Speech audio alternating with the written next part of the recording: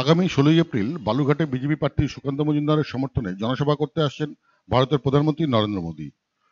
সূত্র মারফত জানা গেছে, ওই দিন তিনি বালুরঘাটের রেল স্টেশনের মাঠে একটি জনসভা করবেন। এই বিষয়ে ইতিমধ্যেই রেল স্টেশনের মাঠকে সাজিয়ে তোলার কাজ শুরু হয়ে গেছে। উল্লেখ্য, গত 10ই এপ্রিল সুকান্ত মজুমদারের সমর্থনে দক্ষিণ দিনাজপুরে একটি জনসভাতে যোগ দেন ভারতের স্বরাষ্ট্রমন্ত্রী অমিত শাহ। 7 দিনের মধ্যে দিল্লির প্রথম সারির দুই নেতা দক্ষিণ দিনাজপুরে জনসভাকে কেন্দ্র করে রাজনৈতিক মহলে ব্যাপক সাড়া পড়েছে। আশা করা যাচ্ছে, ওই দিন প্রধানমন্ত্রী জনসভা থেকে সুকান্ত মজুমদারকে জেতানোর ব্যাপারে জনগণকে ভোট দিয়ে জেতানোর জন্য উৎসাহিত করবেন। দক্ষিণ দিনাজপুর জেলার বিজেপি সভাপতি স্বরূপ চৌধুরী এ বিষয়ে বলেন, ভারতের প্রধানমন্ত্রী নরেন্দ্র মোদীজি আগামী 16ই এপ্রিল বালুরঘাট রেল স্টেশনের মাঠে জনসভা করতে আসছেন। তিনি বালুরঘাট লোকসভা কেন্দ্রের প্রার্থী সুকান্ত মজুমদারের সমর্থনে জনসভা করবেন। পশ্চিমবঙ্গের তৃণমূলের কংগ্রেসের যে রাজনৈতিক সন্ত্রাস চলছে, তার বিরুদ্ধে প্রধানমন্ত্রী তার মূল্যবান বক্তব্য রাখবেন।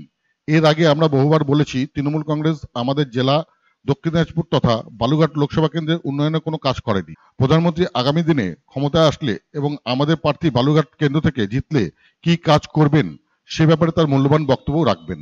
আগামী 16ই এপ্রিল 2024 মঙ্গলবার দুপুর 12টার সময় বালুরঘাট রেলওয়ে ময়দানে ভারতবর্ষের যশস্বী প্রধানমন্ত্রী নরেন্দ্র দামোদর মোদীজি বালুরঘাট লোকসভার সাংসদ ডক্টর সুকান্ত মজুমদার মহাশয়ের সমর্থনে একটি বিশাল জনসভায় অংশ নিতে আসছেন। এই জনসভা আর উপস্থিত থাকার জন্য বালুরঘাট লোকসভার সমস্ত আপামর জনসাধারণের কাছে অনুরোধ রইল।